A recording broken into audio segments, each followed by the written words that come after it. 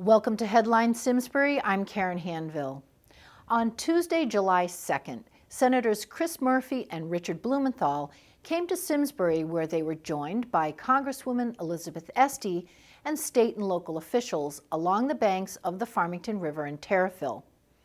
They were here to announce they will introduce a bill in Congress to designate the lower Farmington River and Salmon Brook as a wild and scenic river. The bill would provide funding and technical assistance to protect the natural beauty of the lower Farmington River, as said, one of the cleanest rivers in all of New England and one of the finest trout rivers east of the Mississippi. Over 120,000 people already enjoy the Farmington River every year, making it a major economic generator for the region.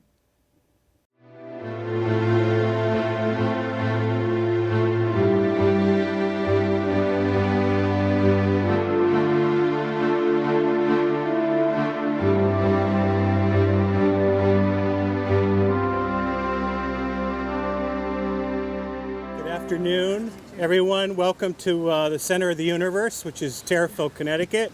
Thank you. All right, 06081. As you can see, we are a proud community and proud of our most precious resource, which is the Farmington River, which we've all worked so hard to protect and preserve over the years. And I'm delighted to be joined by state, federal, and local officials. We're all joined here together to fight for the wild and scenic river designation. And luckily, we have some wonderful champions in Congress who are leading the charge to help us with this designation, to help us preserve this treasure for generations to come. So I wanted to welcome you all here and introduce Senator Chris Murphy, who will say a few words. Thank you so much. Thank you, John.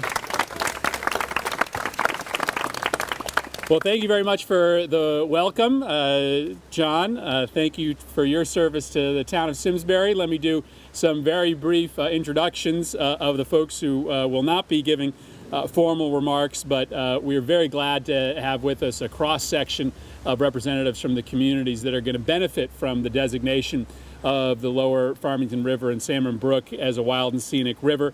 So I will list them off and then we can give them applause at the end of the list. But we have from Bloomfield, our great mayor, Sid Shulman, Canton's first selectman, Dick Barlow, Shannon Knoll from the Simsbury city government, John Hampton, of course, state representative, Mike D'Amico, state representative from Farmington, Kevin Whitkos, who you all know, the state senator from the Farmington Valley, and of course, to give remarks later, our Commissioner Dan Esty. Give them all a round of applause.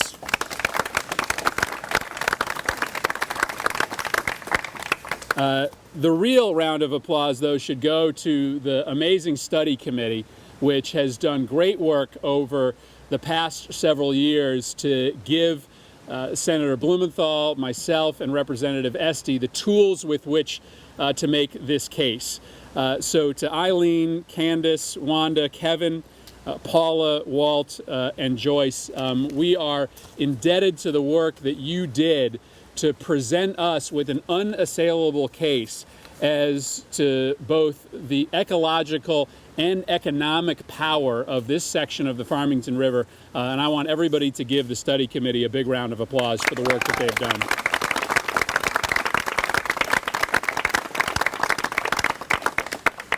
We are here today to announce that we will be introducing in Congress a bill to designate the lower Farmington River and Salmon Brook as a wild and scenic river.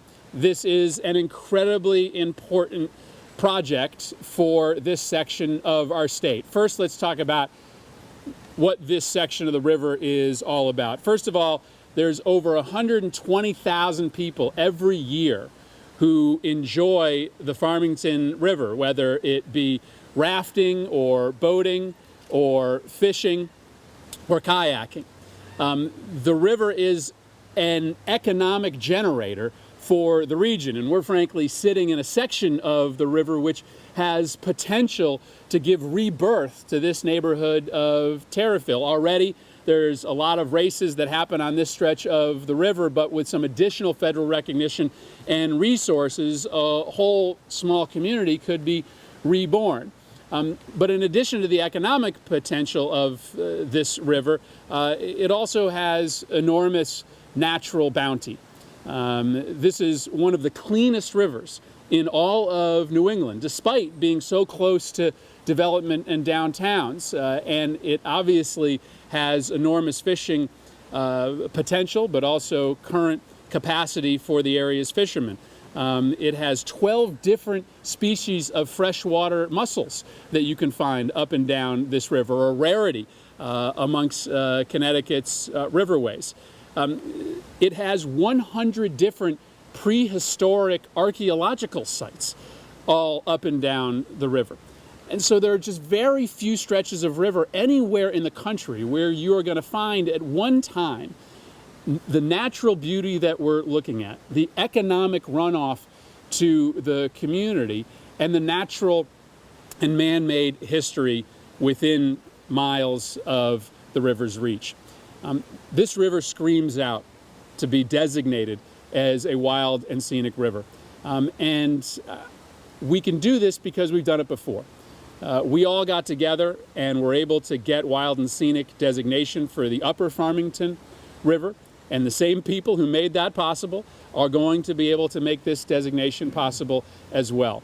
I want to say this has been from the very start a bipartisan effort.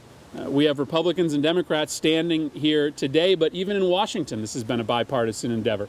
Nancy Johnson, my predecessor, was one of the driving forces behind the designation of the upper Farmington and started the process of beginning the study committee for the lower Farmington. And so we are going to make sure that this is a bipartisan endeavor in Washington as well going forward. Senator Blumenthal and Representative Esty and I are going to go out and find Republican partners to work with who have benefited from the wild and scenic river designation in their states and in their districts and ask for their help on this stretch of the river as well. What will it mean? Well, first of all, the designation is a marketing tool for this stretch of the Farmington River and Salmon Brook, but it also has practical implications as well in terms of dollars and cents. Every stretch of wild and scenic river designation becomes eligible for up to $100,000 in funding from the federal government, as well as enormous technical assistance to try to maintain the character of the river and to work on projects like bank and soil erosion. And so this designation not only will be a marketing tool for Connecticut and for the region, but it will also mean that there could be some significant dollars arriving here to help us at a moment where, as Commissioner Esty can tell you, dollars are hard to come by when communities are trying to do work along our rivers. So we're going to, Senator Blumenthal and I, as I'm sure he will say, are going to be asking for a very quick committee approval for this piece of legislation, hoping to get it to the Senate floor as soon as we can. Representative Esty will be doing the same. And knowing that the last time we were here it was raining, this time it's here, we're raining, I am sure that when we come back to announce the passage of the Wild and Scenic River Designation Act for the lower Farmington and Salmon Brook, it will be raining again, and we will be very happy about it. With that, let me introduce a champion of this river, my partner in Washington, the senior senator from Connecticut, Dick Blumenthal. Thank you. Thank you, Chris. Thank you to Chris Murphy for his leadership on this issue, which preceded me as a U.S. Senator. He was here, as we were last time, with Senator Joe Lieberman, and he has been leading this effort. But more important than any of the officials standing here have been the activists, the community activists, you on the study committee, the folks who fought, and we're going to need you to continue to fight. Because at the end of the day, environmental battles are won not in Washington, but literally at the grassroots, on the rivers, in the communities, which is where we are going to win this fight to designate the Farmington River and the Salmon Brook as a wild and scenic river. You know, to everyone who doubts the importance of government and public action and the power to get things done, the Wild and Scenic Rivers System, which was established in 1968, has been one of the great American success stories. It has preserved and protected rivers just like this one against the threats of development and pollution and contamination. And here's an example of ecology and environment and economics all coming together in a perfect marriage. But even more important, there's a moral imperative here. There is a moral obligation to preserve this river, not just for ourselves and the immediate economic benefit or the enjoyment we will have from it, but for our children and our grandchildren. Every generation makes a compact that it will leave this country better than we found it. And shame on us if we fail to keep that compact and fail to designate this river as one of the great gems in the wild and scenic river system. We've done it in the upper Farmington. We can do it again for the lower Farmington. Let me just say, finally, Chris Murphy is right. This movement is bipartisan and community driven. It is driven by activists and communities, and it is completely bipartisan. John Larson couldn't be here today, but he's represented by John Rossi. And we are united as a delegation, and we are united as a state, Republicans and Democrats alike, in this effort.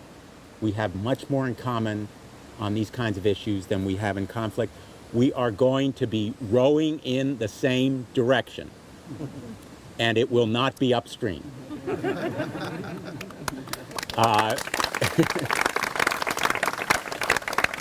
And I am very proud to introduce now someone who has already hit the ground running in Washington and become a leader, an environmental leader, Congresswoman Esty. Thank you so much, Senator Blumenthal and Senator Murphy, and I am so honored to be here today with this wonderful bipartisan group, and welcome to my husband as well. We rarely see each other, so we take advantage when we can. And today, if you can hear the roar of the river, you can understand the passion we feel when we talk to our colleagues, particularly from the West, who may think, what is a wild and scenic river in Connecticut? Folks, we hear it here today, and I hope the cameras show a little bit of this fast water and understand that this is a fisherman and fisherwoman's paradise. This has been part of the economic engine of this community for not decades, but centuries. And this has the power to not only generate power, which some of us are working on, but to have a rebirth of this area with scenic enjoyment, recreation, and bringing young people out onto the river. I see some of my friends here from Trout Unlimited, some of the environmental community, our bikers, our fisher people, environmental activists. And as we have all said, it is because of you that we are here today. And what is great about this program is that it supports states and it supports local communities in doing the right thing, in preserving the environment, being an engine for economic development, and treasuring what we already treasure, but hopefully with the little dollars from the federal government behind that with technical assistance to allow us to continue to support these efforts, support the local communities that have been the driving force behind this.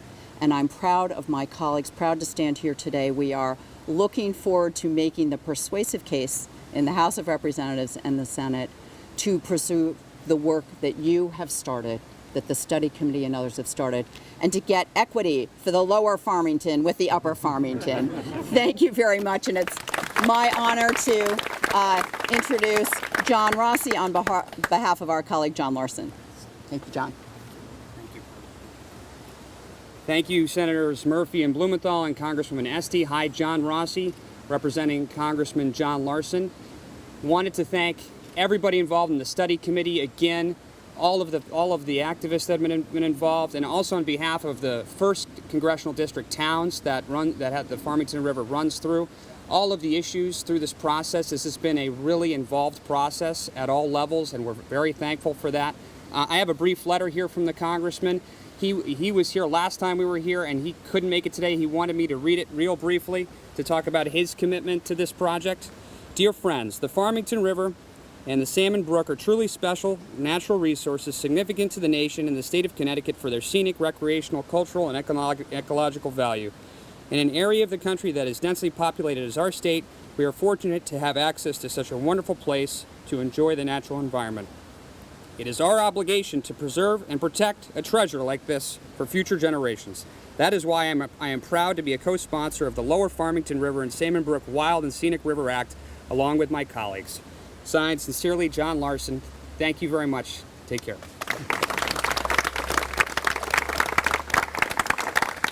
And to bat cleanup, my neighbor, Commissioner Dan Esty. Thank you for being here, Dan.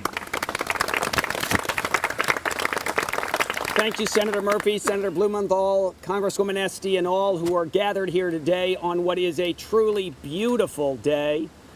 For those who had their umbrellas up, I know it was just a signal to the fishermen that it's a great day to be out on the water, and it really is. I have to say that my fondest memories as commissioner include a day with Kevin Witkos canoeing on this river a little further up, a day fly fishing out here, catching some of the most beautiful trout you'll find anywhere.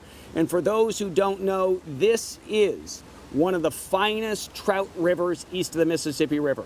It really is a spectacular place and therefore very much deserving of the wild and scenic designation that our congressional delegation has advanced this week and will be seeking over the coming weeks. It is an extraordinary resource for the state. You've heard of all of the elements of bringing together ecological protection, outdoor recreation, economic growth in this project. And I simply want to say, from the point of view of the Department of Energy and Environmental Protection, we endorse that and celebrate today not only the beautiful weather, but the partnership involved, both to get us to this day, an extraordinary partnership of government and non-governmental organizations, particularly those who are on the study group, of those who celebrate the resources of the river, Trout Unlimited, and many, many others. To Eileen Fielding and her efforts over many, many years, thank you.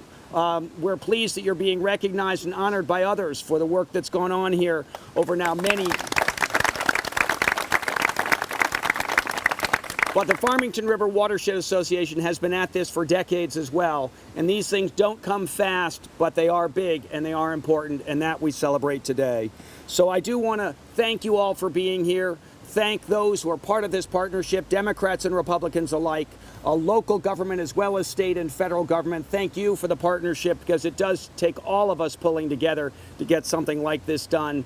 And I am excited and will be gauging the prospects for progress on this, if not daily, at least weekly, across the dinner table. So thank you all very much. Thank you for being here. Yeah, let's do it weekly, okay? Maybe not daily. We'd be happy to take any questions that people may have from the press. If not, all right, great. Well, again, thank you. This is, we have done a couple events here surrounding this designation, and every single time we get such a great crowd. We've obviously had a lot of things to celebrate because we've been moving this process along. And again, we hope to be here to have another big celebration sometime very soon. So to all of my colleagues and all of our guests, thank you, and hopefully stick around and enjoy the river for a little bit. Thanks, everybody. Thank you. All right. On Friday, July 19th at 7:30 p.m., the Talcott Mountain Music Festival with the Hartford Symphony Orchestra will feature the music of John Williams, with a rain date of Saturday, July 20th. You'll recognize his music from movies such as Star Wars, Harry Potter, E.T., Hook, Indiana Jones, amongst others. Pack those picnics, chairs, and blankets for a fun-filled evening. If you need more information or want to purchase tickets, you can call the Hartford Symphony box office at 860-244-2999 or online at hartfordsymphony.org. The Community Farm of Simsbury announces its first farm-to-table dinner on Wednesday, July 31st, with a rain date of August 1st. It will feature a plated three-course meal paired with wines, prepared by renowned Simsbury chef Chris Prosperi of Metro Bis. He will share his passion for food and sustaining local agriculture as he highlights an innovative form of American cuisine. The evening begins at 6:30 with live music and a cash bar. You can tour the gardens and visit the farm animals. Dinner is from 7 to 9, and for information or reservations, you can call 860-227-0453. The Simsbury Farmers Market is open on Thursdays from 3 to 6 p.m. The relocation back to Simsmore Square will provide easy access to all from both ends of town. It will be open every Thursday, weather permitting, until the beginning of October. In addition to all the fresh seasonal produce vendors, there will be different guest vendors periodically throughout the season. Most Thursdays will bring musical entertainment for you to enjoy while choosing your fresh goodies. Some of the additional offerings will include artisan breads, gourmet foods, organic and heirloom produce, herbs, flowers, and plants. You'll also find meats, eggs, cheese, ice cream, honey, maple syrup, crafts, and homemade soaps. Many craft projects will keep the kids busy while you browse the market too. The Simsbury Farmers Market is volunteer run by the community and for the community. Anne Marie Potter is here to talk a little about Septemberfest and the Home Improvement Show. Hello, my name is Anne Marie Potter, and I'm here to talk about Septemberfest and the Simsbury Chamber Home Improvement Show. Yes, it's hard to believe that we're already looking ahead to September. We're barely into the dog days of summer with all this rain, but a successful event takes a lot of advanced planning. The Simsbury Performing Arts Center and the Simsbury Chamber of Commerce are again partnering to sponsor Septemberfest on September 6th to 9th and the Home Improvement Show on Saturday, September 7th. Both events will be held on the lovely grounds of the Simsbury Performing Arts Center on Iron Horse Boulevard, so mark your calendars now. The theme of this year's Septemberfest is fun, food, fireworks, and family entertainment. That's sure a mouthful. According to Tom Vincent, who's spearheading Septemberfest, the event will be even better than last year. Innovative inflatables will be back in full force, with at least 24 inflatables for children of all ages to enjoy. There'll be slot car racing, free train rides, storytellers, clowns. A fireworks display will go off Friday night, rain date Saturday night.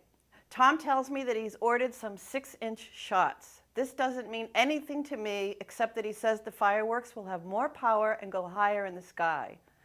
The Septemberfest entertainment schedule is nearly full already for Friday night, all day Saturday, and all day Sunday.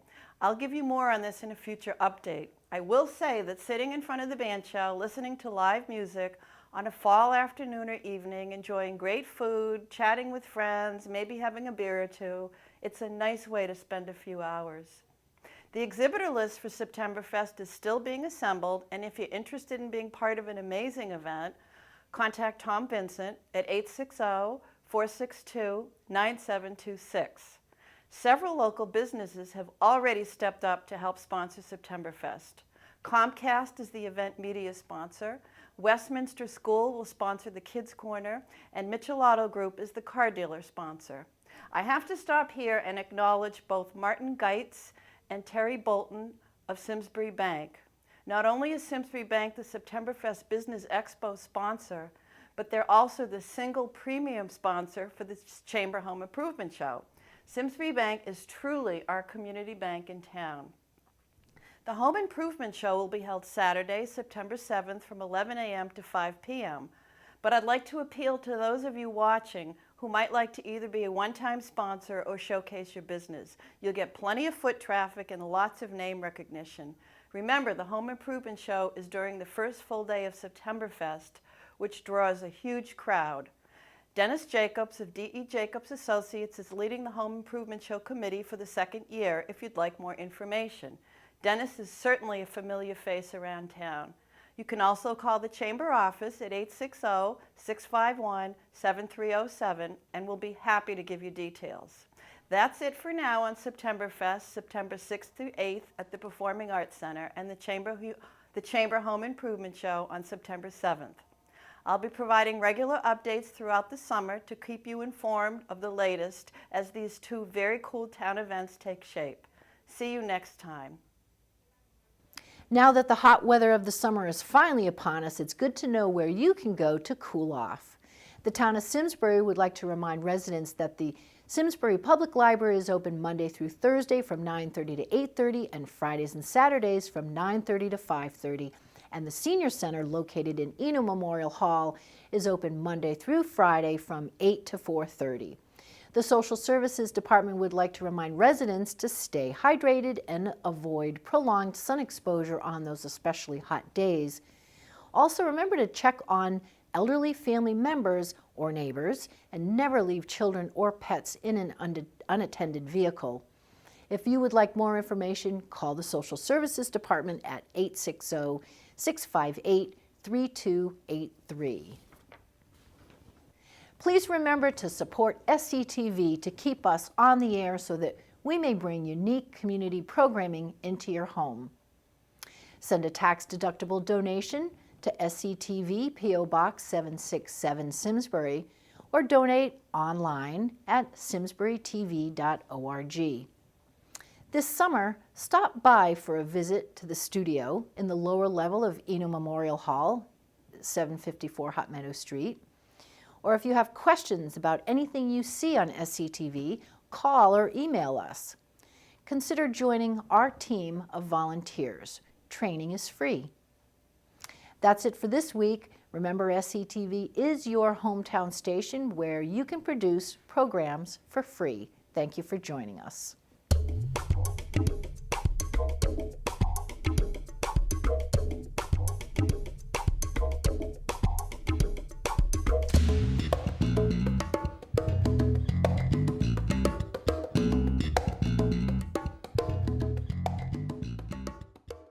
Funding for Simsbury Community Television is provided in part by contributions from viewers like you. Thank you.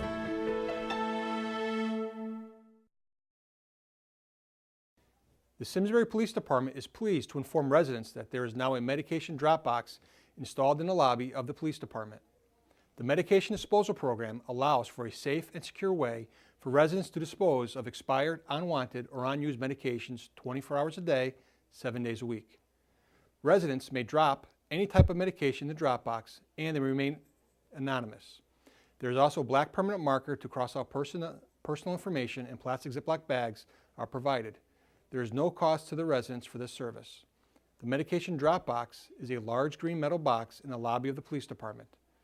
There are some medications that can be very dangerous if taken accidentally, even in small quantities. Many medications can be harmful to the environment if disposed improperly. The purpose of this program is to protect the environment from improper disposal of medications, to prevent someone from accidentally taking medication, and to prevent the illicit use of these drugs.